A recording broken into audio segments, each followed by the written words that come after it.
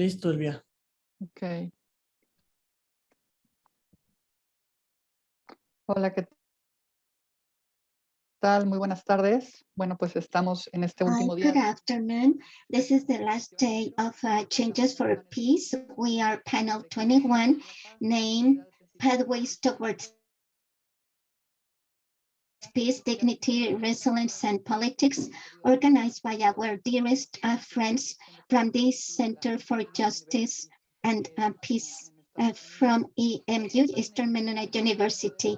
And this panel is going to be moderated by Katie Mansfield, and she's on education for peace and justice in various contexts during the last 15 years, and a facilitator in the participatory about resilience against trauma, and to maintain resilience and to regenerate creativity and collaborative learning process based on arts, and to be able to foster patterns that will keep alive, that can be carried out jointly together. She has studied construction of peace, history, therapies on movements, yoga, and integrating energetic events. I'd like to give the most cordial welcome to Katie Mansfield, to all of our panelists, and Dr. Lerner, and also Jodar, who's also today with us. And thank you for being here. Thank you. Ready, Katie. Muchísimas gracias, Elvia, y todo. Thank you very much. It is an honor to be here and to be joining you and to be joining a flow of many years of work that my predecessors in the STAR program have done in collaboration with you, Elvia Americano. So thank you for this warm welcome and for continuing this flow. So we have a slightly different focus than what the panel is titled. We trust you can handle that. We will be talking about pathways to peace, and you will indeed hear some things about dignity, resilience, and perhaps even policy. In preparation for today, we found that in our own work for peace, there were common threads of agency, dignity, and voice. We had shared concentration on meeting needs of people who have gone through mass violence, genocide, and natural disasters. Needs emerging from sexual harms, both recent and those that happened several generations ago. Needs we encounter in community-based reconciliation efforts and research. Needs that arise from displacement, resettlement, and return. Harm creates needs. These needs include the need for acknowledgement, naming, the need for repair, and the need for restoration, restoration of self, restoration with others. Our panelists today, Elena Huegel. Sorry, before I name them all, I want to invite everyone to just sort of shake a little, because when we name all those harms and all those needs, some of them land on our bodies. So with a deep breath and great gratitude to be in this circle of people, I am about to get the honor of introducing Elena Huegel, Jiwon Kim, Christine Kindler, and Florina Xavier. Each of them is approaching acknowledgement, repair, and restoration in very different contexts. Yet all of them are concerned with agency, dignity, and voice in how peace builders work to meet needs in the midst and aftermath of harm. I'll welcome them by sharing each person's bio before she speaks. So first, join me in welcoming Elena Huegel, who is, and forgive my poor Spanish, the Coordinadora Internacional del Programa Retoños en las Ruinas, Esperanza en el Trauma, and who works at the Instituto de Estudios e Investigación Intercultural. Elena is a teacher. Elena is a storyteller with over 25 years of experience in Paraguay, Chile, Mexico, and other Latin American countries. She has a double bachelor's degree in Spanish from Houston,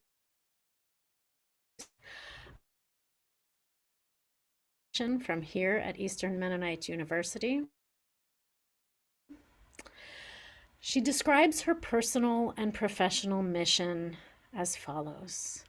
I have been called to accompany healing processes in the essential relationships that give us life, with God, with others, with ourselves, and with nature.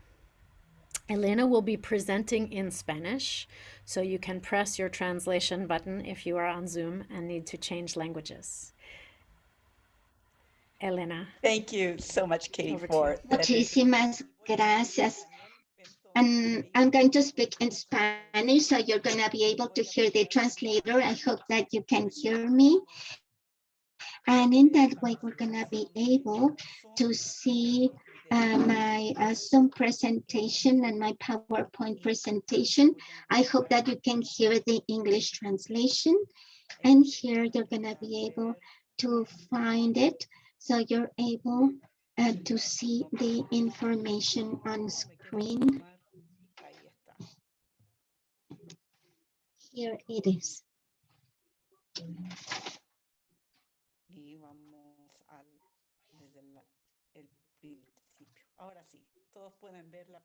Okay, can you all see the screen?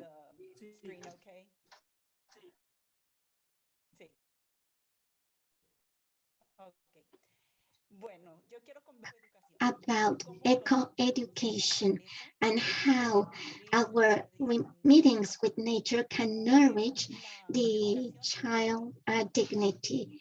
Ecological education and experience of education supports resiliency and help us construct a sense of dignity, our own dignity, as well as dignity of all beings that live in this planet, so we can nourish necessary skills to overcome challenges in our life, to construct peace with creativity, persistency, and commitment. And the ideas come from a book that I wrote with co-author Mercedes Cadena. From being Renacuajos frogs to nourish dignity, resiliency, and dignity. And illustrations of this book are from Marisa Castro, the illustrator. At the end of my presentation, I'm going to tell you where you can buy the book if you're interested in it. And I would like to carry out an exercise that's called From a Worm to a Butterfly. So please, if you can put your hands like this, and these worms, they're gonna look for food, and we are to reconnect ourselves with our body. We're gonna take some time to breathe. We're gonna release energy and get concentrated to learn. And these two worms are gonna awaken our skin, our legs. These are caterpillars.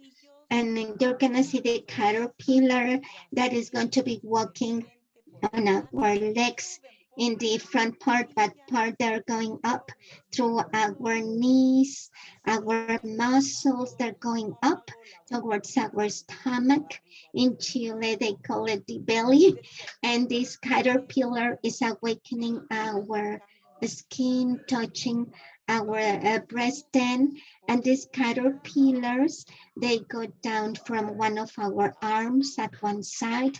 The other caterpillar moves around our arm, goes up and down. We awaken our body, our skin, it goes up. And then an important part to get relaxed, our neck, then through our head, the front our face. And now these caterpillars are ready to be able to change in butterflies. And we're gonna do it with 3 hugs. We're gonna hug ourselves, our arms first, a really strong hug. We inhale through our nose, and then we exhale and through our mouth, and we get rid of stress. We, push our arms, inhale, exhale. A second hug in our elbows. We inhale, and then we exhale through our mouth. And then we're gonna put our hands like this, and we're gonna hug ourselves. We inhale, and we exhale with our hands in the stomach. And this is just an example of exercises that we present in our book to be able to carry out this learning process. Nature, it's full of knowledge that we can any given moment. It doesn't matter if we live in a city, in the urban or rural areas, and children and the family members and the community members can strengthen our connectivity with the soil, the land, and we can take care of it, of nature, all our life, and all type of living entities. So now we're going to start thinking what's dignity. And Donna Hicks talks about dignity. She says that dignity, it's the inner state of peace that comes with the recognition and acceptance of values and vulnerability of all living beings.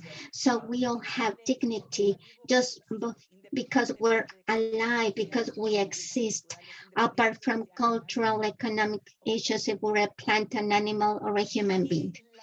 And nature, it's our master that tell us about dignity, because reptiles, insects, plants are in being entities that are wonderful, and they do not exist in other sites, so we need to consider them and value them. Like all animals, plants, they have their own value in this world that is so exquisite, so complicated that we have around. Each person too has its own dignity because we are unique and special as beings. Nature teaches us how to value interdependency of our life, as from the whales in the sea and micro entities in the forest. Everything has its purpose, and we have our own purpose and site in nature. Dignity, it's inherent. We cannot get rid of it. We cannot lose it. Remains through our life with us. So I would like to share with you these sections of the book. Instead of having chapters, we have meetings with nature, how we meet again with nature. It doesn't matter our age, we're always changing. There's always something new to share and learn. And I invite you to do it, these re-encounters, reunions with parents, children, with all our relatives. Every re-encounter or reunion starts with a word of wisdom, and these are really important words for dignity and resiliency as our identity, diversity, freedom initiatives. And we represent a definition and a saying, a proverb from different parts of the world that presents some wisdom and learning process with this team. And after these words of wisdom, removing remembrances, and then we carry out questions, and children, we invite them to pose questions that deal with a given experience that they have had with this topic, and adults too. They make questions to children about these memories. And then we take a break and we do some breathing exercises the way we did it with the caterpillars. And then we continue with our learning process, and they help us to be able to reduce our anxiety, to calm down ourselves. So we're gonna do another exercise. This is the B breathing process. We're going to inhale through our nose, exhale through our mouth. When exhaling, we're going to sound like a B. So we're going to breathe, inhale, and then do exhale as a B.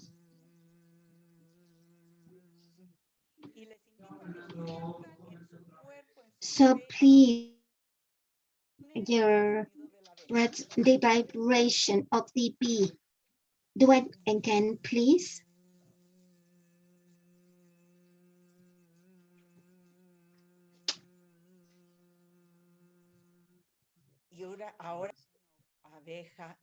And a B, that's angry, an angry bee.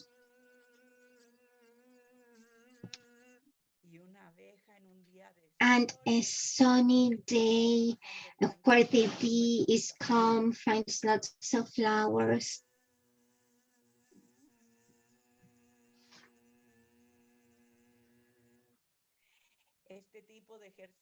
So this type of exercise is going to help us to awaken our curiosity, our body to be ready, so our being can go through this learning process and get connected with nature and the world around us. Next, a section of this re-encounter issue is experiences, tales, where we can talk about histories and tales that others tell us about, and our relationship with nature, our relationship with topics that we are presenting. And I'm going to present briefly one of my preferred tales and children's tale that's called Like a Bird in My Hand. And this is in the last part of the book with topic of initiative. Once there was a beautiful village in the middle of a valley where the sky was clear and the water was pristine, and all people was living in harmony with nature. But in this village, they have a very different tradition to the one we have today. In this village, every time that they needed to select a new leader, they did it in a different manner. And we today, those of us that live in democracies, when we want to select a new leader, we do it by voting, and we carry out an election. But in this village, all the young men and women, so the ancestors, I mean the elder people arrive at that given moment, and they were able to guide the community. These youngsters try to find a question, because these young men or women that was able to pose questions to the elder a leader that was not able to answer at that given moment, that young men or women became the new leader of the tribe. And a given day, there was an elder person that was not able to walk, go out from the village, was quite weak. And all the young men and women, they began to look for a question. What type of question could I pose to the elder person, so then I could become the next leader of my community?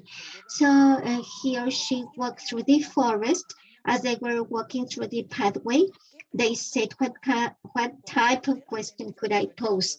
When suddenly they heard a bird, and removed the leaves in the forest, took the tiny bird on her hand, and then said, I have a question that the elder person won't be able to answer. I'm gonna say, oh, big boss, I have something in my hand. It's a tiny bird. It's alive or dead? If you tell me that the bird is dead, I will open my hands and will fly or not. If it's alive, I will smash him in my hands, and still you're gonna be wrong. And then he went out, walking through the pathway, and he arrived to the village, to the hut, and said, oh, great, elder boss, and he hardly was able to walk towards the door and said, "What do you want? I have a question for you." And said, "I have something in my hand. It's a tiny little bird. It's alive or dead?" he asked. And the elder person looked at him for a long period of time until he began to cry. And he said, "Oh, young boy, that bird can be whoever you want him to be at this given moment. You select it. At this moment, you can smash him and he will die, or you can open the hands and make it fly. So you can decide."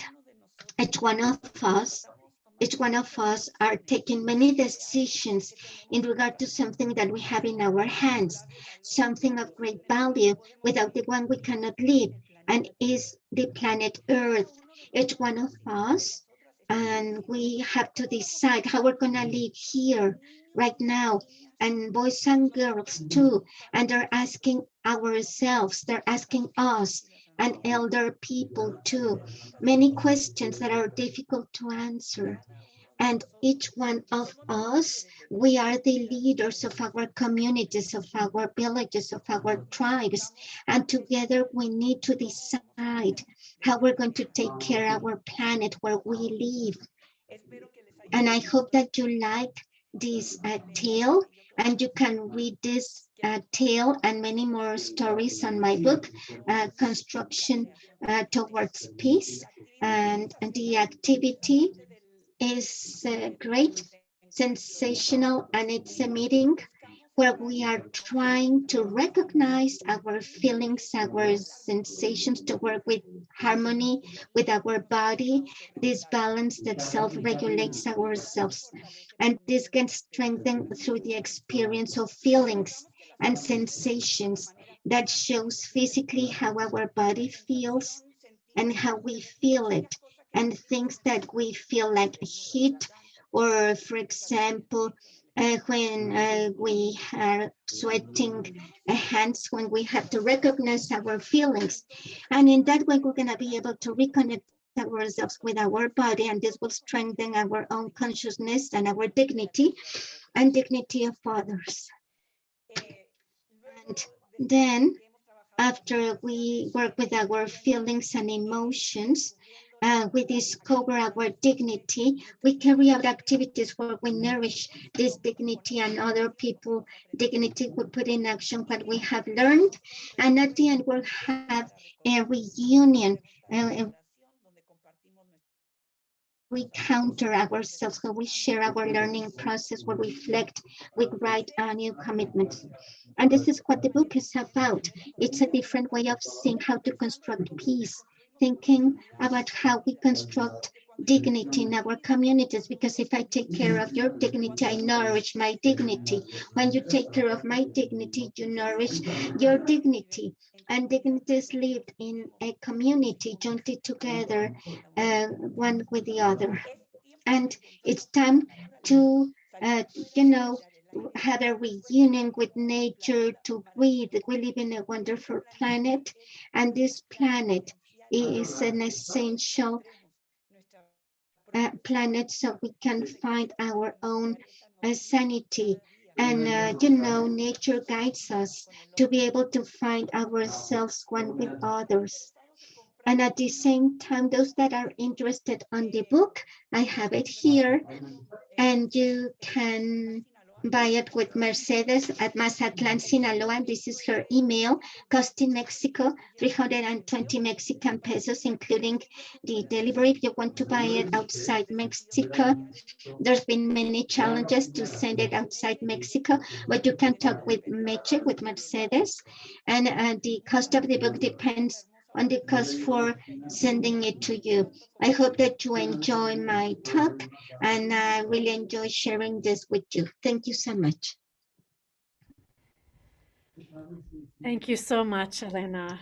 Thank you for reminding us to be mindful of what questions we ask, to be mindful of the decisions that are in our hands.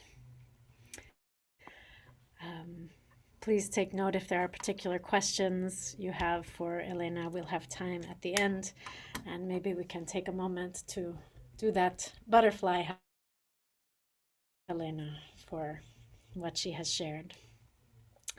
We move now to Dr. Jiun Kim, who is an assistant professor of political studies here at Eastern Mennonite University.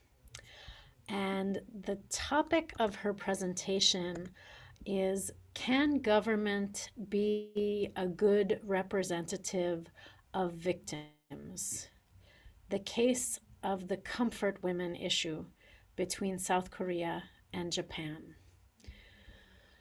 Jiun Kim is an assistant professor in political studies. She teaches courses on rights, political reconciliation, and East Asian security. Her research lies at the intersection of international relations, comparative politics, and peace studies. And her areas of specialization include transitional political violence and international institutions and norms. So all the small stuff. Jiun holds a BA in International Studies from the Catholic University in Korea, a master's degree in International Relations from Seoul National University, and a PhD in Political Science and Peace Studies from the University of Notre Dame. Welcome, Jiun Kim. Thank you so much, Katie, for the kind introduction, and thank you, Elena, for such wonderful presentation. I feel it's a great privilege to be part of this wonderful panel with incredible fellow panelists, and I would also like to thank those who may be joining us via the live link, and especially for your participation and allowing me to present my work in English. Today, I would like to share some of my work around the so-called comfort women issue, asking the question, can governments be a good representative of victims in the context of international reconciliation? Now, this topic largely stems from my broader research project on government apologies and political reconciliation. But this paper and today's talk will specifically focus on the issue of moral agency in reconciliatory efforts and peace-building works. Now, my plan of the talk is to go over 4 points. First, I'd like to spend some first few minutes situating moral agency in the context of international relations, and then discuss how government may function several different roles in this international context, and what are some of the inherent dilemmas that it may face. The large chunk of today's talk would focus on the third and fourth points, which I will briefly review: the comfort women issue between South Korea and Japan, more specifically focusing on how the 2015 diplomatic agreement between the two countries, the two governments, exemplifies serious arrogation of victims' agency. And I will like to conclude my presentation with some questions for us to consider, reviewing the implications and challenges of international reconciliation. So to begin with, the problem of moral agency in world politics is an important one.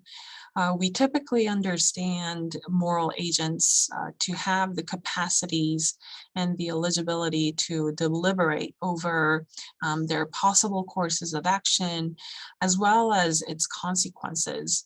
And these actions are to be based on moral imperative. And the question of where this moral responsibility can be located in world politics is not without disagreements. And we also see a great discrepancy between theory and practice. Here I'm referring largely to Tony Erskine's work, who critically reviews this nexus. And she argues that the international relations discipline in general has long distorted this, our understanding of responsibility in global politics by either neglecting moral agency altogether, or by recognizing only individual human beings as moral agents. So according to Erskine, for the so-called individualist group, this question should refer primarily to individual human beings. This view would suggest that because it is the individual human that is eligible for moral consideration and can act with such deliberation, individual human beings are the sole and definitive moral agents that we can ascribe any blame or accountability of an outcome to.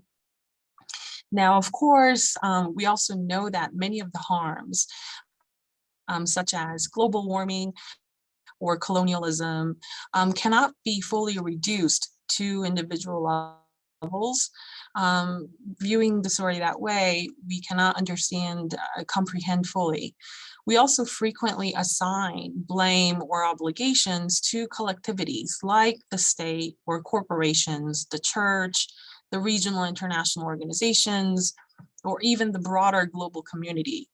So that's one thing.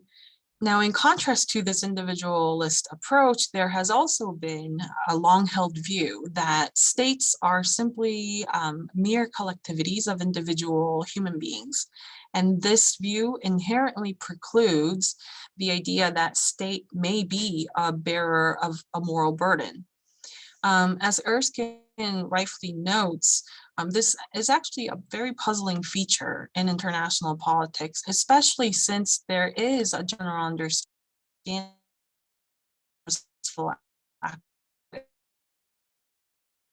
problematize the role of government in international reconciliation, especially focusing on the role of the victim's government. Now, when violence and harms have occurred, what role does government play, and in what capacity, one might ask? Here we can think of multiple roles and duties. Government may simply play no role at all because it is not in its interest or it has no duty, viewing that the redress is a sole matter of the individual victims who would need to work out with the wrongdoer. In this case, that would be the foreign government. Second, government may serve as the victim's advocate, representing their interests and needs, thus being the primary negotiator throughout the reconciliatory process. Third, as the government works on behalf of these victims, victim groups in demands or needs, we can also think of a situation where it would expand its role beyond being simply a mere instrument or providing a communication structure for victims to pursue their interests, and better perform perhaps its duties with moral imperatives as an active moral agency. Well, one would even say that throughout this whole transformative reconciliation, reconciliation might be a witness. Now, what further complicates our understanding of government's multiple roles is that, especially in this international context, is that it may also be the direct recipient of any redress for those harms that have been inflicted upon individual victims, which is deeply concerning, and what has actually happened in the case of 2015 South Korea-Japan diplomatic agreement on comfort women issue.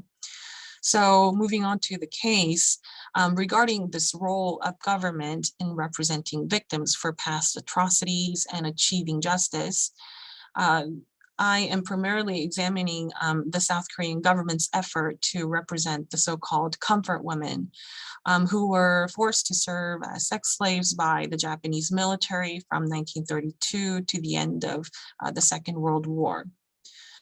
Briefly introduce, the Japanese army organized military brothels called comfort stations across the Asia Pacific region, capturing as many as 200,000 women and also girls as young as 12-year-olds for sexual services. Through coercion or false promises of work in factories or restaurants, these women were taken away from their homes in Japanese-occupied territories, including Korea, China, Taiwan, Malaysia, Burma, and the Philippines. Now, once incarcerated in this comfort station, these women were subject to horrific crimes, including repeated rape, torture, forced abortion, and murder. The list goes on. Now, those who have miraculously returned home also suffered, as we can all imagine, psychological and physical pain for the rest of their lives. Now, due to the strong social stigma and shame associated with gender-based violence, the victims remained silent for decades, often keeping their memories of this horrendous experience even from their mothers. So the tragic stories of comfort women began to be revealed in South Korea in the late 1980s. Through an investigation launched by a feminist scholar, Yoon Jung-ok, who collected and published, several testimonials from these women. Now, in the following years, what we have seen is several women's groups participating in demanding the truth and justice regarding the issue. One notable aspect of this redress movement was that it were the non-victims, mostly women's groups, actively working on behalf of victims. And this was understandable because of the social stigma that I just mentioned associated with gender-based violence. Now, the redress movement has specifically targeted the Japanese government's refusal to acknowledge its responsibility and also its reluctance to assume any culpability. So, the Japanese government's first initial reaction to all this was vehement denial of its involvement. However, after pieces of documentary evidence confirming the government's involvement in all of this, revealed by historians through archival research, the Japanese government started to make apologies several times beginning in the mid-1990s. However, many of the victims, as well as the representative organizations, were not satisfied with these statements. Now, because in their view, these statements were often too vague, not sufficiently addressing the Japanese government responsibility. Another big issue here was reparation. The Japanese government continuously refused to make any type of formal reparations, and it only offered informal ways to financially support these victims.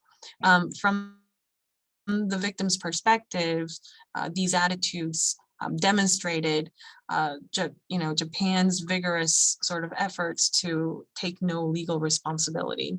So with this growing demand for justice, the South Korean government also pressed harder and harder Japan to show true contrition and accountability. For example, when Park Geun-hye came to power in 2013, the first woman to serve as the president, she started to publicly criticize the Japanese government on this issue and discussed it with other foreign leaders. Now then came the 2015 agreement. Facing this growing international pressure after several months of negotiation with the South Korean government, Japan once again issued an apology in December 2015. It was given in the two countries, it was given in a form of sharing their statements, and it was aired live. And in this agreement, the Japanese government stated, quote, that it was painfully aware of responsibilities, end quote, and expressed, quote, most sincere apologies and remorse, end quote, to the victims.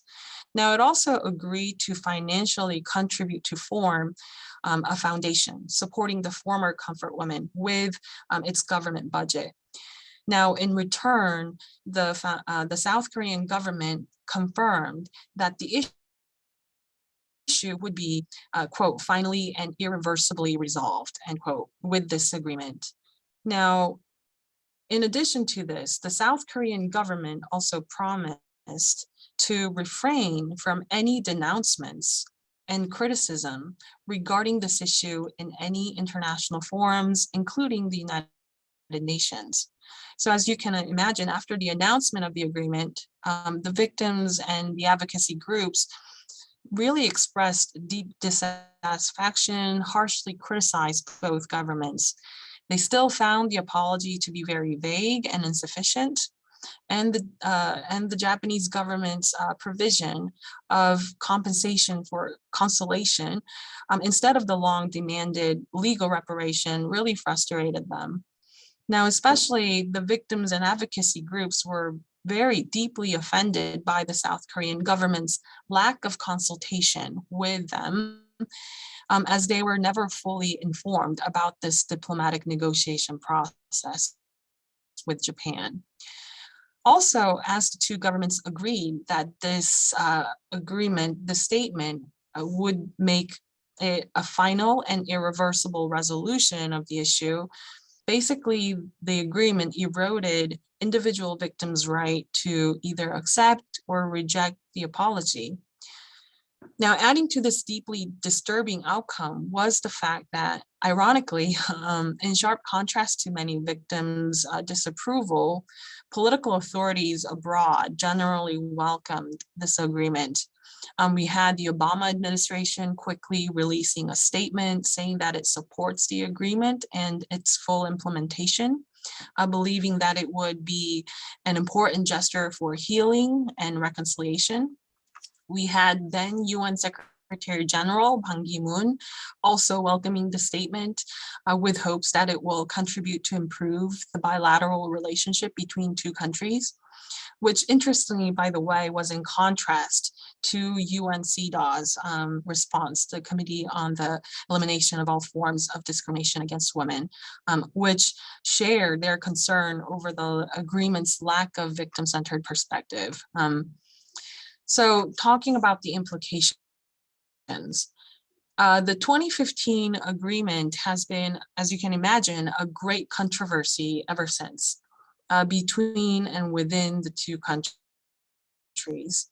When Moon Jae-in became the succeeding president in 2017 after the impeachment of Park Geun-hye, his administration has taken the approach that the agreement was unacceptable. And in 2018, it decided to dismantle the Reconciliation and Healing Foundation that came out of the agreement.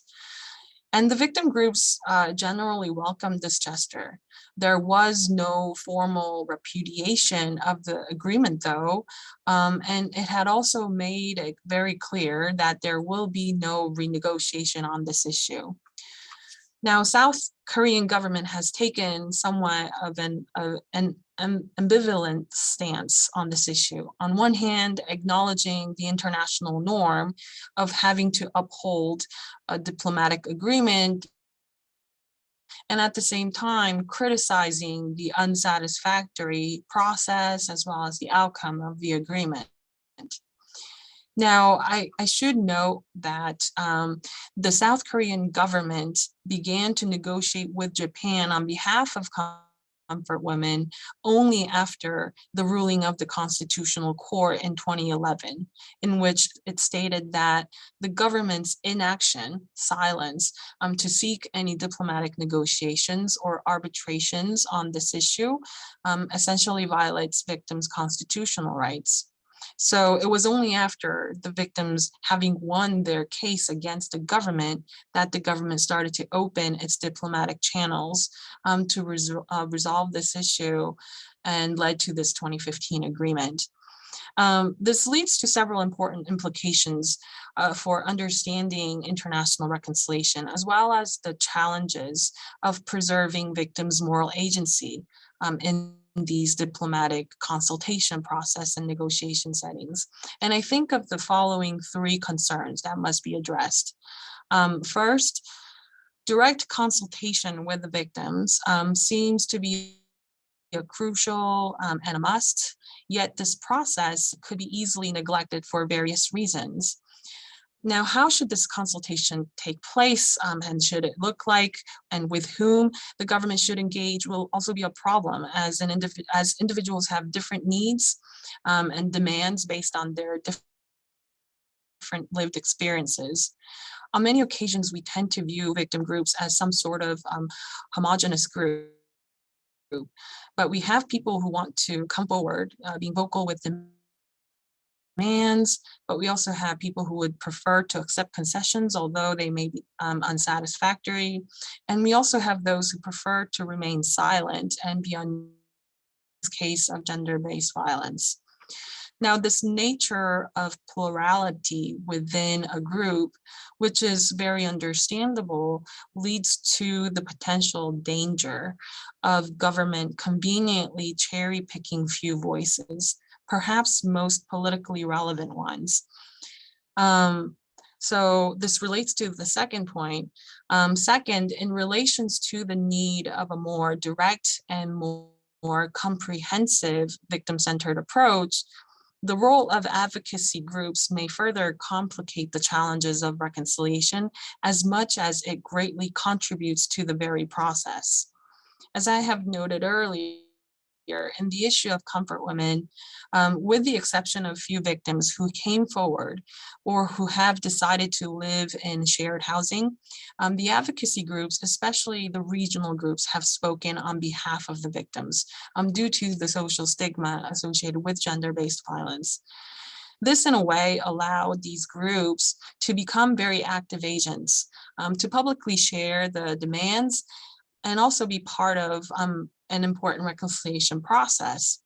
Now, when I interviewed both groups, it was also clear that each of these groups had different agendas of their own, and the relationship among themselves, as well as with the victims, were very different. And there were growing concerns over how this power dynamic leads to some groups amplifying some radical voices from their perspectives. Lastly, the victim-centered approach and the issue of moral agency in this context become very challenging as we are now left with fewer and fewer victims alive today. When victims are no longer with us, as we are talking about violence that has occurred more than 70 or 80 years ago, how should we approach this issue of international reconciliation, regardless of their presence? Restoring dignity of these individuals, regardless of their presence, may be possible through various symbolic measures, but it may still be different from the specific demands that some individuals and groups have been until now. So these are all very challenging concerns that arise in the context of international reconciliation and when trying to uphold our moral women issue. So leaving these implications on the table, I will stop here, and I look forward to hearing any thoughts or comments on these concerns. Thank you. Thank you so much, June. I would invite everyone to take 3 really deep breaths and let out some sound where you are.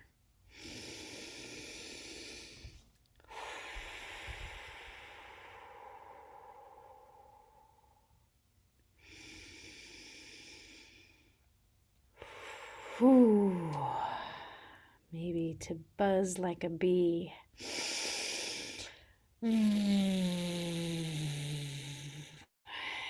Thank you, June, for the exquisite care you are bringing to this very painful issue. In really thinking about the complexity, how to meet those needs, how to respect the agency and voice of people who are most affected. And I also have questions I hope will come to around, well, even if they are not still with us, how do we really honor the harms that are continuing to be passed along because of what we know about intergenerational trauma? Thank you so much for your comprehensive and thoughtful questioning around the political approaches to this very painful piece of history and present. So again, one more deep breath as we are not tackling small topics here. So thank you again, June. Thank you, Elena. We are moving now to Christine Kindler. Christine, clinical psychology PhD student at Howard University. And she focuses in her research on the development and implementation of interventions that promote mental health following trauma exposure. Specifically, she's interested in utilizing participatory action research, methods from participatory action research to partner with communities to contextualize and to increase access to evidence-based interventions. These interventions are designed to interrupt the intergenerational transmission of trauma and promote reconciliation in conflict and post-conflict settings. She holds a Bachelor of Arts in History from the University of Kentucky and a Master of Arts in Conflict Transformation from the Center for Justice and Peacebuilding here at Eastern Mennonite University. And today, Christine is sharing with us a presentation she has entitled Methodology Matters, Using Participatory Action Research on the Margins. Over to you, Christine. All right, well, thanks, Katie, for that introduction, and thanks everyone for joining us today.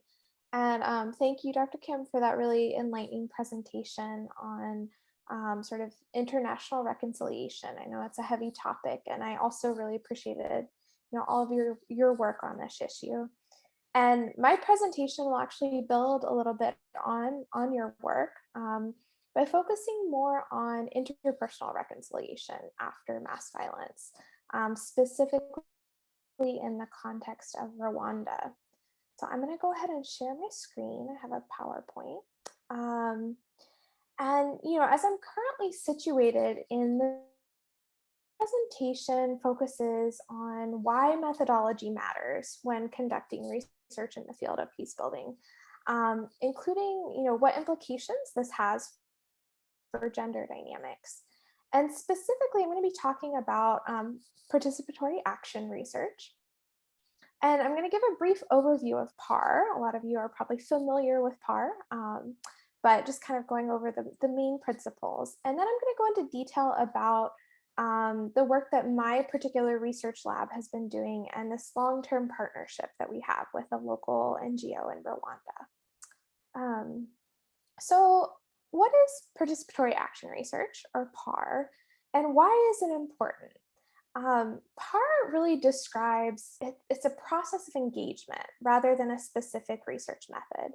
So it's really a framework for research that centers the individuals and the communities that are being studied. And this process of generating knowledge is really aimed at answering questions that originate with the participants and that really impact the participants. And so in this process, research participants are actually considered co-researchers. And they have equal involvement in the research process. And because of this, PAR really requires these ongoing, really strong relationships between academic scholars and community members.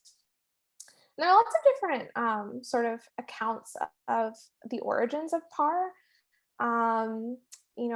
It's thought of as something that was traditional academic methods, which have a tendency to focus on extracting knowledge from different communities, really transforming that into processes that will lead to social and political liberation. The majority of academics who engage in PAR have these overarching goals in common. So that includes generating knowledge that's practical, disseminating research findings that are actionable, and also being a transformative process for both the research participants and in being a transformative process for the academic scholars who are engaging in it. It really emphasizes mutual learning and capacity building and a commitment to marginalized groups. And the approaches can be quantitative, they can be qualitative. There are challenges to PAR, right? So in any field, addressing the longstanding power dynamics between academics and community members when trying to generate knowledge can be challenging. So, although PAR's guiding principles are really intended to decolonize the research process, PAR can still have the tendency to disengage different types of knowledge, right? So for example, like the emphasis on community voice can still reinforce knowledge hierarchies, and the emphasis on capacity building, while that's important, can sometimes suggest that communities are still perceived as lacking capacity or lacking the right capacity. In this case, meaning, often academic knowledge or skills. And so that's just something that, as someone who engages in PAR, I'm constantly aware of. Those are conversations that we're always having in my lab at my university, and then also with our community partners.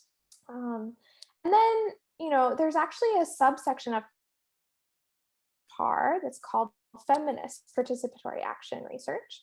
And this really combines research, gender justice, and activism, and is used by feminist social movements to really develop and evaluate different strategies that are intended to sort of transform patriarchal power structure. So now, as Katie mentioned in her introduction, I'm a PhD student at Howard University. So this is a historically Black university in Washington, DC. And as a doctoral student in the clinical psychology department, I work in a research lab called the Global Community Health Lab. And this is run by Dr. Ezra Kang, right here, who's the director and also my advisor. And our lab consists of, right now we have 4 PhD students and then 5 really phenomenal undergraduate research assistants. And we also bring in other experts in the field who serve as consultants for different projects that we have. And so we're focused on research and practice that really broadens our understanding of the context of illness and well-being in global communities, right? So what does this look like? Well, we really try to learn from untold and mistold stories of people whose society has silenced. And we try to learn from them and retell their stories by asking questions that matters.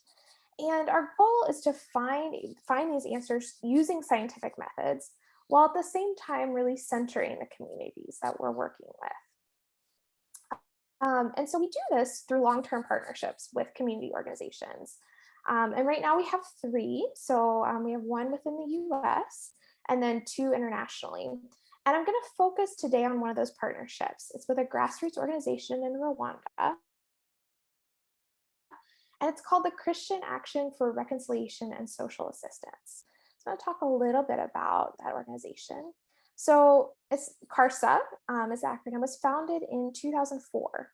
And it's a local faith-based NGO, and they work to really support communities in Rwanda as they go on this journey of healing and forgiveness and reconciliation after the 1994 genocide against the Tutsi. And Karsa really, they focus on activities in peace building, they do trauma healing work, and they really focus on working with youth and engaging women. And they do a lot of this through economic development. So how did a partnership between a clinical psychology lab at Howard University and Karsa come about? Well, about 9 years ago, Ezra King, who's the director of the Global Community Health Lab at Howard University, traveled to Rwanda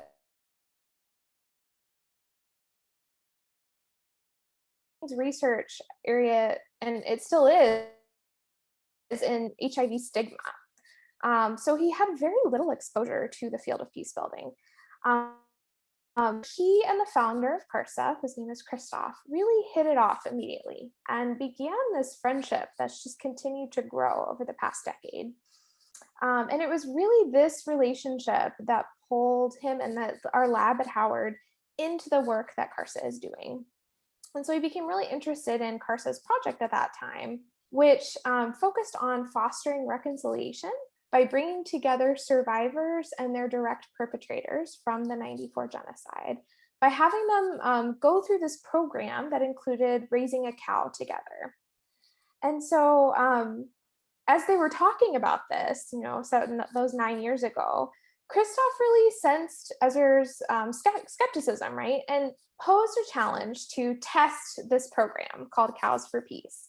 And Christoph predicted that, quote, "the fancy research will show that I am right," unquote. Prove Christoph right. We'll go over this in a few minutes. But the research that came out of this really enabled Karsa to raise funds to continue the work that they're doing and to start new initiatives. And it also began this partnership between Karsa and the lab that's continued to just grow over the last 9 years. So by 2013, our lab and Karsa had secured a small grant from Howard University and from Pipeline Worldwide to do this 3-year, really intensive program evaluation for Cows for Peace. And so I just very quickly want to kind of set the stage in Rwanda, right? So a lot of you are probably familiar with this already, but after the 1994 genocide against the Tutsi in Rwanda, there's kind of this two-pronged approach to transitional justice. So you had the International Criminal Tribunal, which was led by the international community, focused on retributive justice. It was expensive, really inefficient. And then you had the Gakacha courts that were led by local community leaders, involved the entire village oftentimes, was based on this pre-colonial Rwandan tradition of grass courts. And it used more restorative approaches and was able to process a lot of cases. But there was still this need for reconciliation on an interpersonal level. And so that's where Karsa came in with Cows for Peace. So they created this intervention, like I said, that pairs survivors with their direct perpetrator from the genocide. So the person that hurt them or their family in the genocide.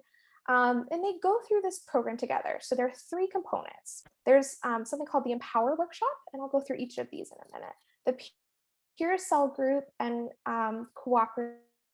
So the Empower Workshop is, it's based on a cognitive behavioral program that was created for people in Uganda who had been affected by war. And it provides psychoeducation about trauma, reconciliation, forgiveness. And it allows those who were affected by the genocide, so both genocidaires, those who are involved in genocidal events, and survivors. And so by the end of the workshop, so they didn't start out paired together, but by the end of the workshop, there's the survivor and their direct perpetrator from the genocide had been kind of paired together. And sometimes this was the first time they had met since the genocide, and sometimes they had been interacting for years, but maybe not in a very formal way. And so the next phase is the peer-led cell group. And so these are small groups of these pairs, survivor genocidaire pairs, that would meet together every month for a period of time. And the groups of pairs would, they would eat together, they would do projects in the community together. And this would include different things like rebuilding survivor homes. And it's interesting because gender dynamics really did come up in this phase of the project. So because most of the survivors involved in this program were female, the majority of perpetrators were male, it really brought up quite different power dynamics than most participants encountered in daily life. So even though cultural dynamics were primarily patriarchal, it was the survivors, it was the women who really held the power to extend forgiveness or not in this situation. And so in this way, the gender roles were kind of reversed. And some of the women who participated in this intervention really noted that their identity as survivors kind of superseded their identity as women. And we also saw that gender really dictated dynamics in these peer groups. And so therefore it really dictated how the conversations went in terms of level of, comfortability in terms of sharing their experiences. And so this is something that, it's feedback we got from our partner, and we really integrated that into the design of our next.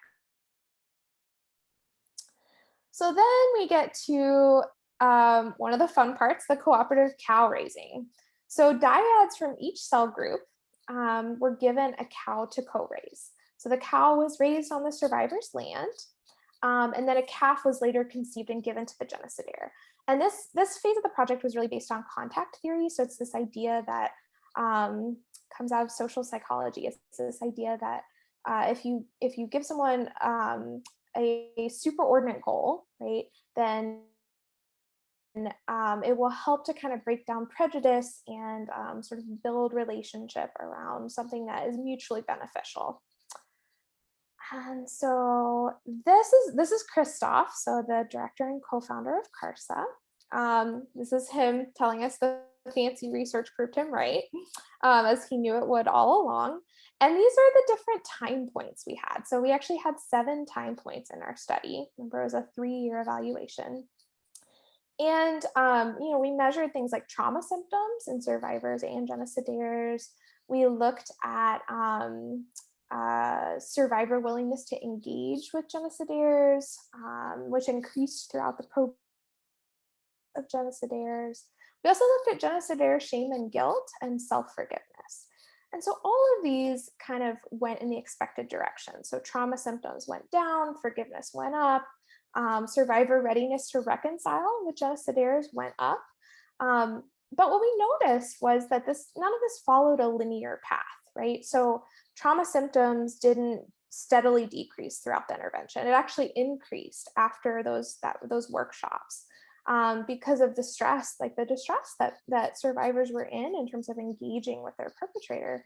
But throughout the process with the right support, we found that trauma symptoms significantly decreased at the end of the intervention compared to where it was before the intervention. So this really helps us kind of know how to design these interventions so that the right support is given at the right time as people go on this journey. So what's next? Cows for Peace is ongoing. They're still doing it. We're still continuing to collaborate using PAR. So a little bit of background on our next project. It's called Peace Conversation Circles, and it's going to foster local conversations about the genocide. These conversations are often avoided or minimized despite all of this national programming around reconciliation. And we know that intergenerational narratives in post-genocide contexts, they have significant power to shape the future, right? And the way that they shape the future really relies on how memories about what happened during the genocide are communicated to younger generations. So there's this term called heteropathic memory, and it refers to the act of remembering the memories of others. So we know that it's possible for individuals to really identify with the experiences of other people at sort of this temporal and spatial distance. And so Hirsch actually built on this idea by coining the term post-memory. And post-memory is really the relationship that younger generations have with their ancestor stories of genocide. And so Hirsch actually explored how children of the Holocaust survivors related to the experience of their parents through stories and images. And she argued that these memories are so intense that the children of survivors actually adopted their parents' traumatic experiences as their own. And so actually were having trauma symptoms, even though they hadn't directly experienced this trauma. And so, as these are passed down generationally, these recollections, they tend to be fragmented, right? When you think about trauma, you think about fragmentation. And so memories may stay within the family. So often they're not shared publicly. And this in turn can really create discrepancies in understanding what happened during the genocide between descendants of survivors and descendants of genocidaires. And this can fuel future conflict. So we just got funding to implement a project that is addressing the issue of post-memory in Rwanda. And peace conversations are generational dialogue between adults who experienced the genocide and younger generations. And the idea is to really decode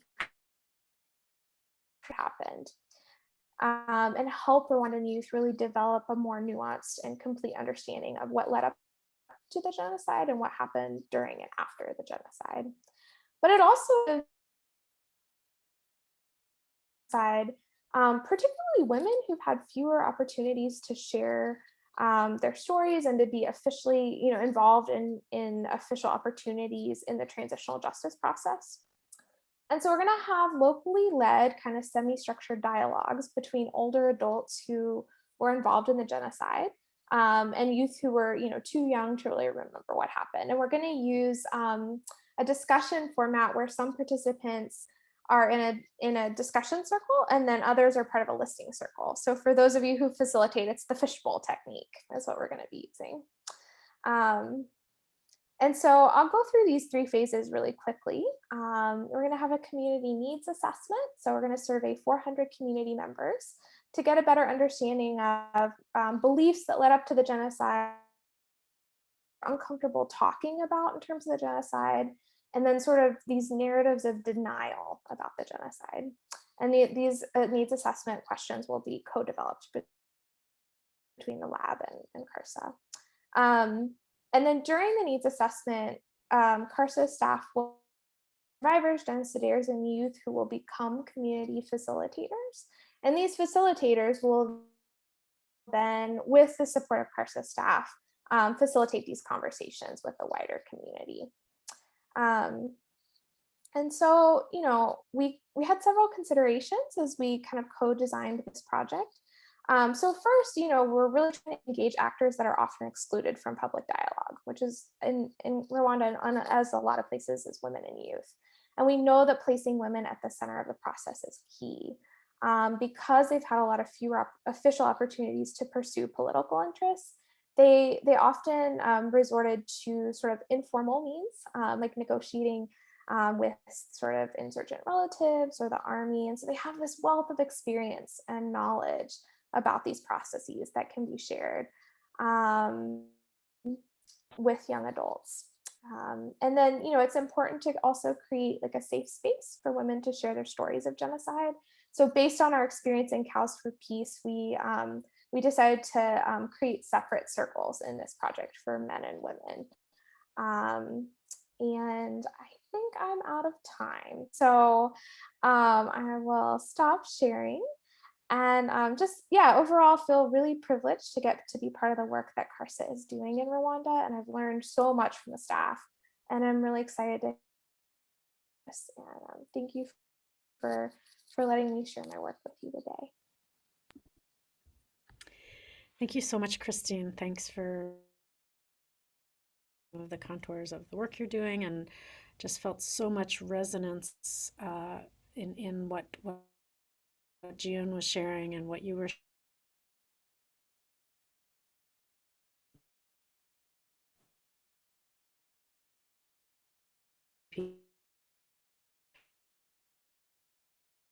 is carrying from their ancestors' experience. So thank you for the sensitivity to that, as well as the sensitivity to the gender issues inherent in addressing really grave harms.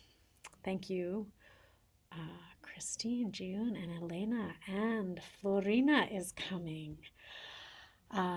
Again, these are heavy issues, so you might want to send them along your arms. Just notice if there's somewhere in your body that needs a little bit of self-massage. Just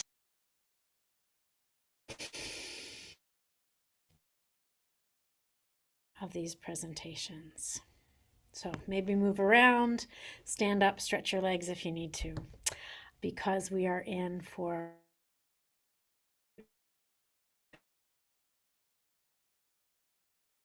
of introducing another phenomenal human being, Florina Xavier, who is many things, in addition to being the Regional Return and Reintegration Advisor for Act for Peace. She holds and a master's in conflict transformation from Eastern Mennonite University. So you hear that as a common theme with some of our people. She also has a master's in social work from Madras University. A Fulbright scholar and an Oxford Fellow, she has constantly combined theory and praxis in her professional areas of work are project management, education, health and nutrition, livelihood, counseling, advocacy, peace building, and disaster risk reduction. So imagine how much, how many gifts there are. She has several years of experience working with refugees and internally displaced persons, particularly women and children. And I think we're going to hear Regional Return and Reintegration Advisor for Act for Peace in Sri Lanka and India. She has worked with UN agencies in Afghanistan and Kyrgyzstan, as well as various organizations in India and the Philippines to teach peace building and trauma healing. With us today on Revisiting the Vision. Welcome, Dr. Florina. Thank you so much, Katie. Thank you so much for your kind words. The energy you brought, the passion that you brought into what you were saying. I think each of our stories are heavy to way that we are working towards justice and working towards making things better for the people that we are with. So my story is going to be similar, and I'm going to be talking about the Sri Lankan refugees.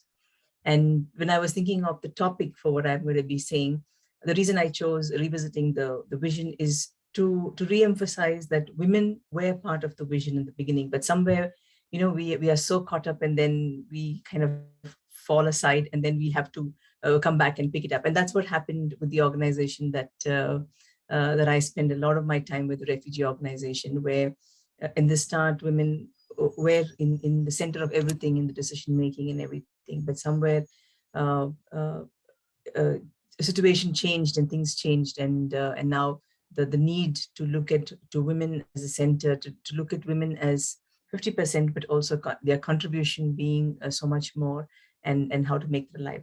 So I'm going to again share a few slides. Please bear with me. It's very plain, simple slides. Let me just share my screen.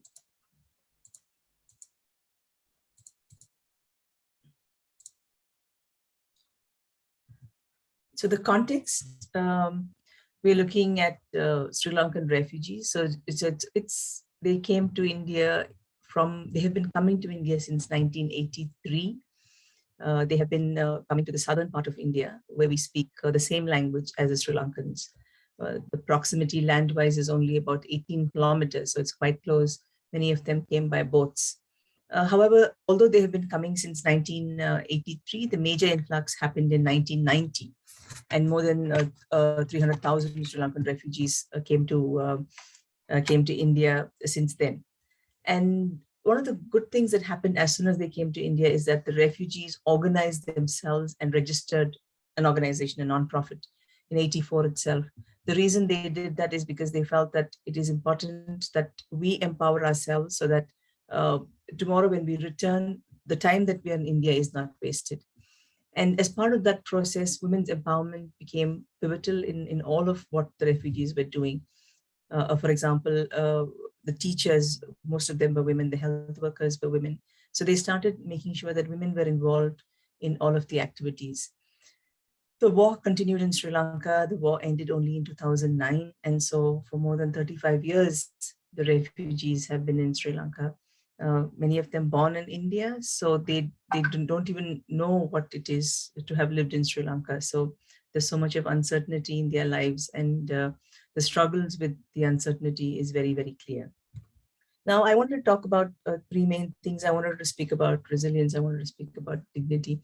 The reason I said I will address these issues independently is because these are all heavily loaded words and things that need our attention wholly. When it comes to resilience, I'd like us to imagine the life of a rural or even urban, even your own lives. I think many of you are, I don't want to stereotype it, but many of you are women who have this long days of doing so much in your life. For example, when I think of women generally, I think of a woman waking up at 5 in the morning, just getting things ready in the morning, and then getting children to school, getting the husband ready to get to work. And if the woman is working, then she herself has to go to work the entire day in the office, come back, and then again care for the family, cooking, cleaning, and everything, and then making sure everything is in place, and then going to bed.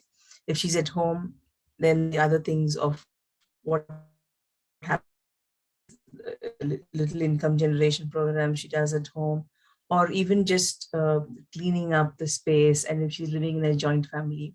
So women are usually the ones who take care of everything.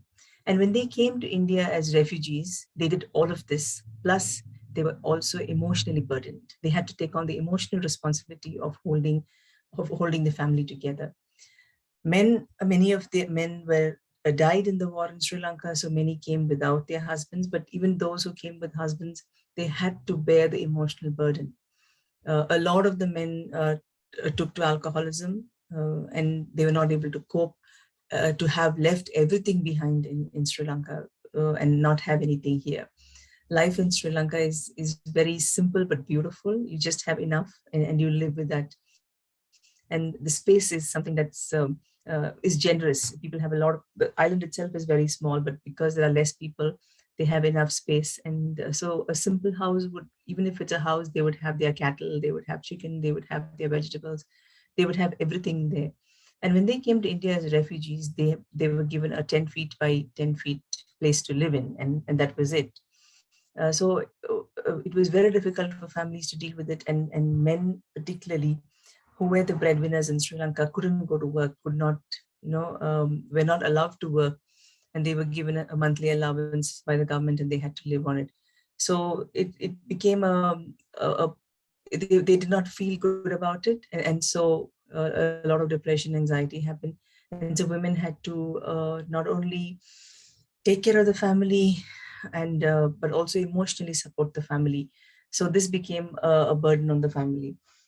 So to alleviate this burden, to make it a little more easy, one of the things that the organization itself did, or many other initiatives, one of them being self-help groups, where women were organized to form small groups, primarily to save whatever they can, but also for them to talk to just spend some time outside of their families, just to talk to other women, to find out how things are. But this became very interesting because many of them wanted to save some money so that they will have something for the future. And the savings came out of not because they had any money, but because they were able to do things like they would raise chicken, and then so they would bring some eggs, sell those eggs in these meetings, and then take the money and then pay it back to the group. So small initiatives help to build that kind of a resilience, to build that kind of a worth about themselves, and also which they then took back to their families, took back to their husbands, and gave a sense of, we can also manage. It's just not the government money. And slowly men started looking for work outside of the camps. Although it was not legal to work, the government did not say no. The government was aware that many of the men are going out to work, so they just allowed them to work. And so somewhere they were able to manage, both financially, but also for the men, they felt like they were contributing to the families. So it became a little better. And it was important that many of this hurt that the women went through, having lost lives there, having witnessed difficult situations, violence, harm done to them, to their bodies, but to also others, this had to be dealt with in a very gentle way. Again, in the context that I come from, counseling or therapy is not looked upon gently. It's stigmatized a lot, and we do not approve it, in the sense that we think that, oh, this person is not able to deal with their feelings. So to gently, to be able to restore, to be able to help them counseling, but not in using the same word as counseling, but as talking to elders. So training elders so that they can talk to the younger people or talk among themselves, talk to peers about what it is to live in this situation, and constantly giving scope for people to come out and voice their feelings and what they were going through. This was another important aspect. One of the, like I started off saying that early on when the organization started, there was a lot of involvement of women in all the major decision makings. Women were involved at every level. And then slowly it became that women just became grassroots level workers. They were in the community, they were community workers, they were health workers. And then they just stayed there. And then at the higher level, there was no participation of women. So that had to be restored. A conscious decision had to be made to remind ourselves that women have to be part of the process throughout, at all levels. Women have to be part of the process because they are, after all, the custodians. They are the ones who hold the people together. And getting women to own the process, making sure that there's no woman left behind, that at every point we are turning towards how to engage with women and how to make sure. An interesting thing is a leadership program that was started so that women could empower themselves, because we found that men early on, when they were stressed about not being able to contribute, and so that emotional support was to be given to them. Later on, when they were going to work, they got busy with what they were doing. That again, there was no time for community work or to take care of the families. So women had to come to the forefront and take up leadership roles, running leadership programs for women, team building programs for women, so that empowerment programs for women, so that they understand what it is to own a process, to be able to come forward, to lead became important. I also come from a place that tsunami badly affected us. So when tsunami affected some of the camps which were near the coastal areas, we found that some of these women had not gone out, in the sense of they haven't left the camps. So to encourage them to of course they need permissions. I mean, again, them wings or telling them that they don't have to be confined, but that they could move. So building these leadership skills, making them understand that they have the potential within them, see with a different lens, to see that you are just not somebody who has to be at home and take care of the children, but you have other roles, you can play other roles. And some of the women evolved very beautifully, where they took up responsible positions in leading the camps, which also led to one of the projects that expanded to helping women prepare for return. So, because interestingly, when many of the Sri Lankans, I mean, when they came to India, when they came as young children, they came here, they married, and then they have children. And when they are thinking of return, the question of where will we return? Will we return to the place where the girl came from, like the mother came from, or the father came from? So that's a very challenging question, because they came from different parts of the country in Sri Lanka. And so conversations around that, because otherwise it just becomes that, okay, wherever the man goes, you have to go. But you have both lost your land, you've both lost your home, and you're going back to rebuild. So you have to decide where you want to go back to. So a very interesting process on where are women returning, where do they want to return, of course with their families, but where conversations within the families involving children, everybody, to talk about where we want to go. And of course, where the most support is available, whether it is with a father or with a mother, but then to be involved in the decision-making process was a way of working with women. And having women in the forefront also had its advantages, because there are less women. So when a woman comes up and speaks, then they are heard. So we were able to, the organization was able to make a lot of giant steps towards, like one of the things was citizenship for the Tamils of Indian origin. This is a big divide. If you know a little bit of the history, Tamils in Sri Lanka are two types. One is the local, the indigenous, or the people from the land itself, and then people who were taken from India as tea plantation workers to work in the tea plantations of Sri Lanka. And they are the people of Tamils of Indian origin. Now their citizenship was taken off after Sri Lanka got independence from the British. And so fighting for that citizenship for the Tamils of Indian origin, because for them, again, they only knew Sri Lanka. They did not know India. They were born there and they lived there. And when their citizenship was taken off, it was very difficult for them. So consistently writing to the government and telling them that we need to get the citizenship back for these people. And in 2009, they were given their citizenship back. So that was a milestone achievement for all of the refugees, but especially for the women who were part of the process in a very, very big way. And also a specific policy on durable solutions, because with the internally displaced people, Sri Lanka being in war and internally displaced people, there was a very, very clear policy for the internally displaced. However, refugees were not included as part of it because outside the country. So making sure that the government also includes refugees, refugees, returnees, and not only the internally displaced people was another major contribution that refugees, but particularly women, made towards this policy. And discussion on reparation. I mean,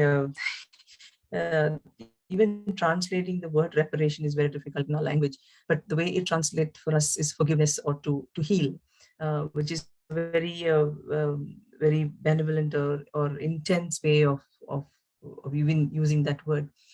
But getting the government to understand that it is just not forgiveness, but also structural changes that need to happen, systems that need to change, so that refugees who return will be able to come back and integrate in their own land. So I think these kind of things women have played a major role, and women have been part of and will continue to be. My only concern has always been that somewhere, when it comes to public speaking, or when it comes to being there in the forefront, women are not given that much scope that they should be given. So I'm going to finish with my last slide. And this is about helping us to think about women as part of the whole, because 50% and in some places more than 50% of the world is made of women.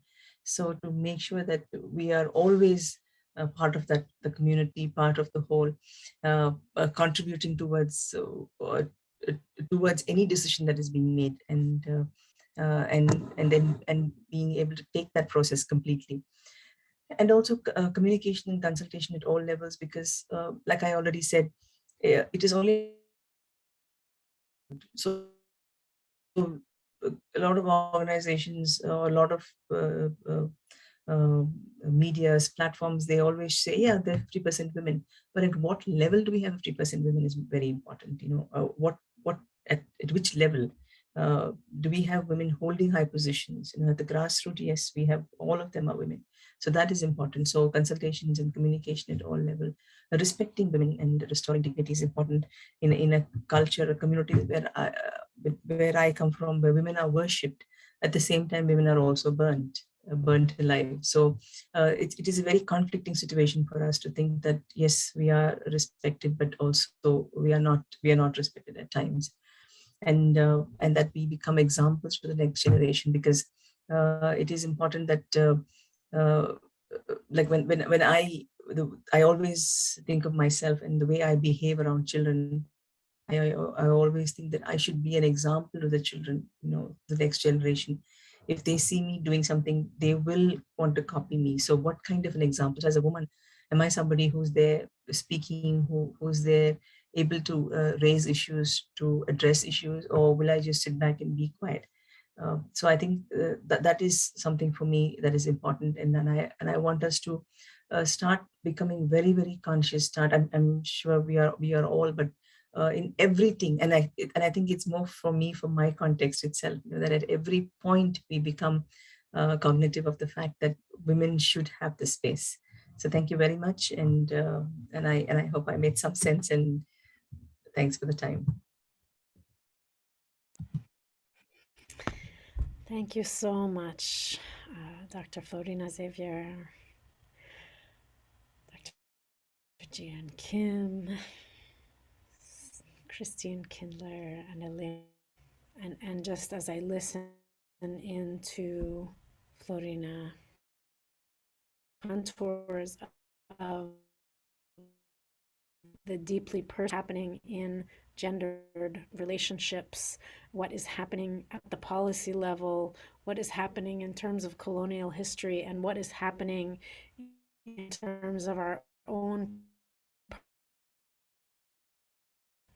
Thanks to you for voicing those things, and really all of you for, in quite different ways and different contexts, addressing those things.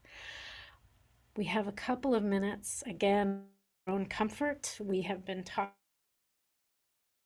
the most painful things that our loved ones go through as human beings. And so let's take a deep breath. And if there are questions, I wonder if any of our facilitation team are bringing in questions from the YouTube screening. We can pause for those who have questions for each other as well.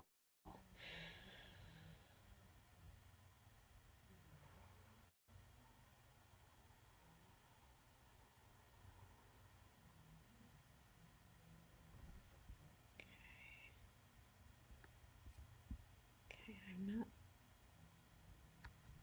So I would love to give the first space to the panelists as you listen to each other. I know I heard a lot of places where your work connects with each other. Do you have questions bubbling up in yourselves?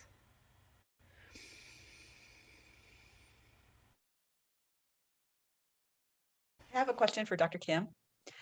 I heard you mention the issue of the comfort women also involved Malaysia, and I was wondering if any of the other countries' governments are addressing the issue, if it's only South Korea, if any of the other countries, and has there been any other recognition from the other countries in the area?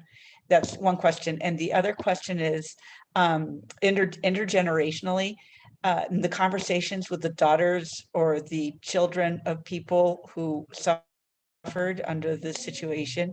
What are the kinds of conversations you have heard the next generations having? Thank you, Elena. These are all very thought-provoking questions, so I really much appreciate this. Yeah, regarding the first on what the other government's responses were like. So the Chinese government has long argued and also called for proper measures, especially going back to the Nanjing massacre. And they were particularly vocal regarding the 2015 agreement, how it was unsatisfactory, and that more measures should be done. Interestingly, the Philippines and the Netherlands, because of the Dutch Indies, they were also well aware of these issues for their own victims in their country, have not been necessarily denouncing the agreement as whole, which was interesting. But going back to the fact that the two governments have agreed and came up with a resolution, they more called for the needs of what their governments should be also pursuing. So it's quite interesting to see how the various countries would respond quite differently to the very 2015 agreement that I have just shared. And another one would be North Korea, would be also very vocally denouncing this agreement. The other question on children and communications. So the regional advocacy groups that I have primarily worked with those survivors and who would not prefer to live in shared housing, which is a more public setting, like that you are a surviving comfort woman.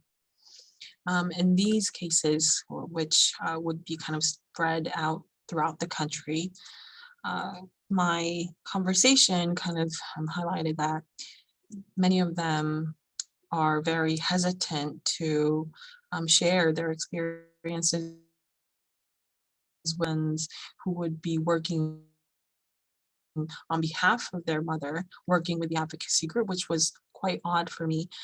But you can see the gender dynamic still happening here in these cases. Now, these were only I had, so I can't overgeneralize that this was the entire context.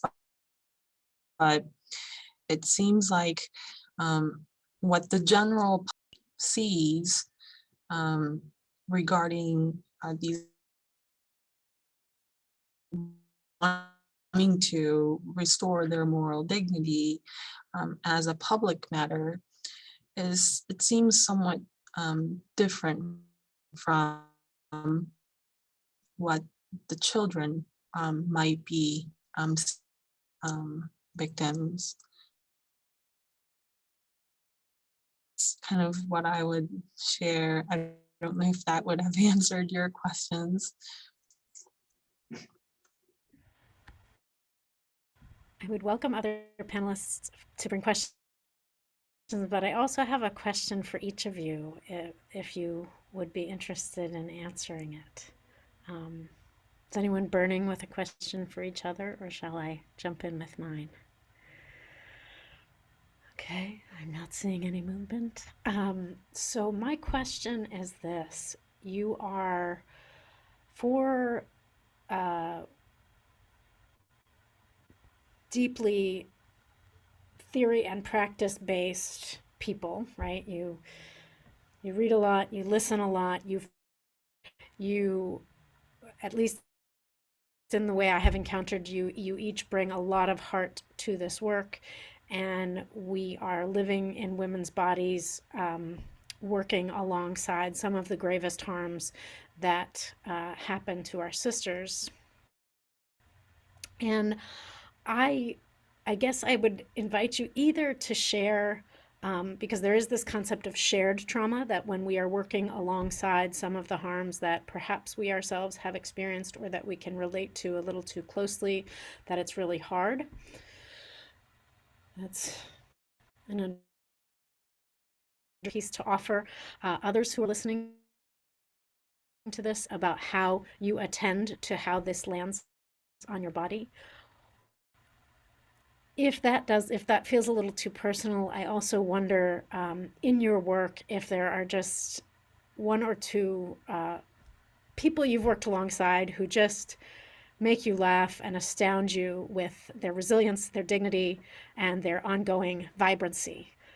So whichever way you wanted to go with the question, whether it's about some of those wonderful people you're working alongside, or some of the ways that you tend to yourself, I would welcome each of you to weigh in briefly on that question. Shall we go in the order of the presenters, or whoever's ready? If something bubbled up for you quickly, we can start with whoever feels most ready.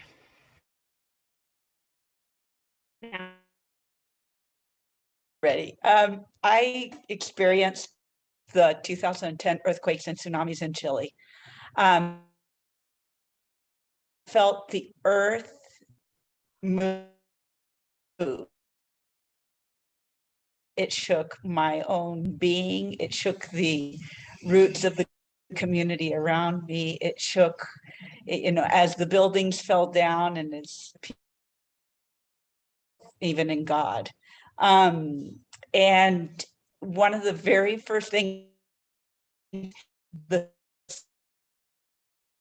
start weeks, and we had trained 13 people throughout Chile those 3 weeks before. So we had people in all of the cities that were affected, the communities that were affected, ready to go to work. But the thing that kept coming into my mind continuously was, if you don't take care of yourself, you won't have anything to offer other people. So the first thing I did was every day check, what did I eat? What did I drink? How much sleep did I get? And am I having fun? So I was helping take care of 2 little girls whose families were affected deeply by the earthquake.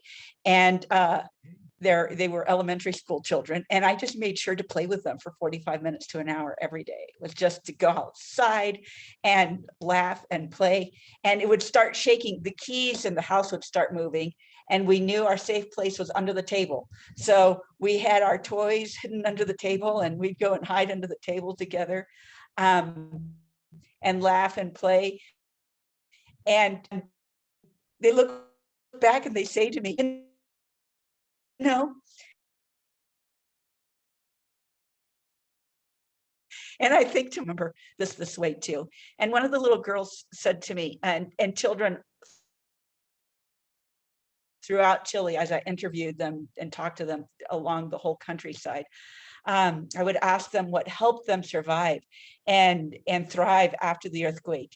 And they would tell me, child after child would tell me, you know, the lights went out, it was dark, it was so scary, but the moon was full and the moon didn't move. And every time I look at the moon now, I remember that. So that launched me on my first love has always been the environment, but it launched me on a quest to not only think about how we heal the environment around us or the world around us. So I just emphasize again and again, get outside, go for a walk, breathe the air. And I just have to remind myself every day to go out and look at the hummingbirds, because it gets over Latin America continuously of all the pain. And so I ask people, so what brings you joy? And it amazes me how throughout Latin America, something that brings them joy is something that nature has offered them. So yeah, reconnecting with the world around me is a way I keep myself healthy. Thank you so much, Elena. Yes, and as the moon is waxing again, we can, really take that with us. Other reflections or insights you would share on this question? Florina or June or Christine?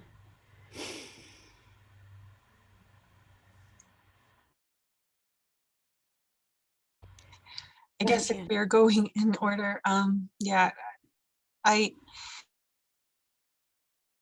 your question, Katie, reminded me of my, as I were trying to meet with the survivors and hearing and trying to listen to their stories, not many, and forth in terms of thinking, what is the purpose of me wanting to meet with them? Because as interview prep that you have done and wanting to have these valid testimonies for your research, I didn't want to do that after realizing that many of them have already been interviewed so many times, and especially those living in the shared housing, waiting for them. And I felt that was another additional, violence being committed. And so the other encounter with one of the survivors, she was an elderly woman in her late 80s, and I realized that she was suffering dementia too, which also was very difficult for me to process. And it also raises a whole set of questions of how should we speak to or listen to those who are, although most of the days she would remember everything and she would be in her best memories and state. So I told one of the advocacy group member who was working very closely with me, I told her that I don't want to, interview her. I just want to spend the time with her. And what we did was we basically just shared time. It's not even in my purpose of scholarly work, but it was just for me, just being present with someone, and just looking, was like a child, very innocent, in terms of just being happy with the snacks that we ate together. And it was just, I needed that, this hearing from the others about, again, the repeated horrific stories and of experiences. So that is something that just kind of popped up when you were asking that question. Thank you. Yeah. Dr. Ji and Kim, for that reminder of how do we respect dignity and prioritize dignity over digging. Thank you. So we are sort of against time. I would love to hear from our two other speakers on this, but I will also defer if we need to finish up on time. I don't know if you have brief comments, Christine and Florina, on this one. It's not really a brief answer kind of question. Yeah, I mean, I will just make it very brief. I think for me, it is about laughing, about conversations, about being there in the moment. And I think that is what rejuvenates me. That is what,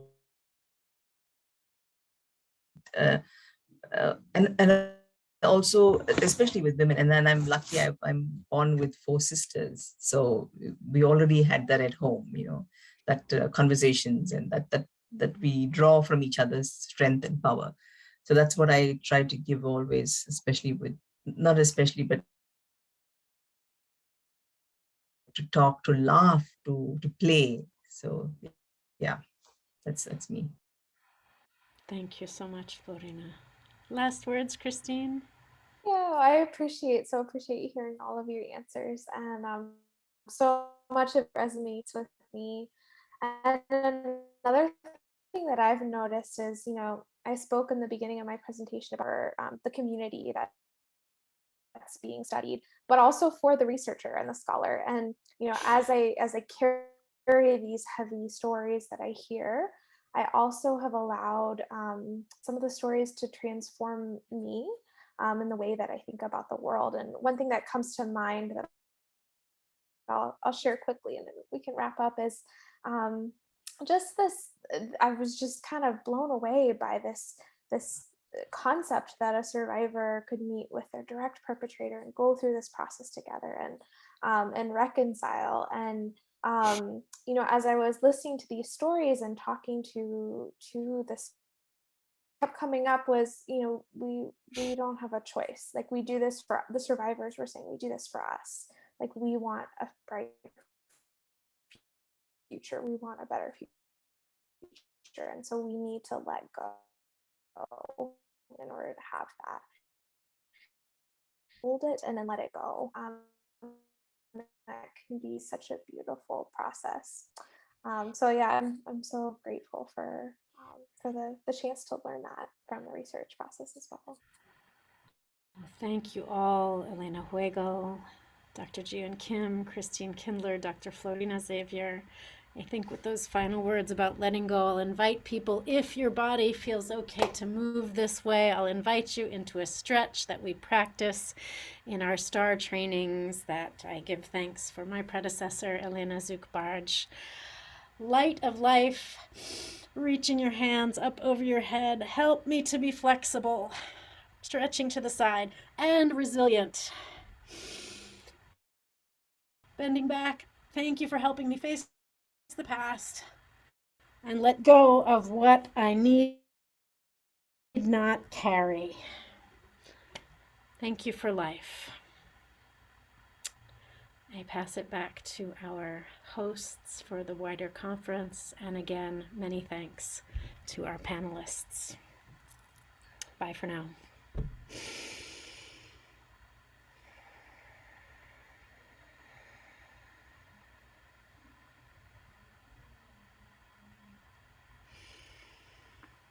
Hola, muchas gracias, Katie. Pues muchísimas gracias a todos. Thank you very much, Katie. Thank you very much to each and every one of our panelists. Everything that you have shared, we recorded it on YouTube. You're going to be able to hear it on the network, and more people are going to be able to listen to it and enjoy it. All the teaching and wisdom that you have shared with us. Thank you so much to each and every one of you. And we're going to continue here. And I see you later in the next panel, the last one organized by us. Thank you, and a big hug to each and every one of you. Thank you to the EMU University, the Eastern Mennonite University. Thank you so much.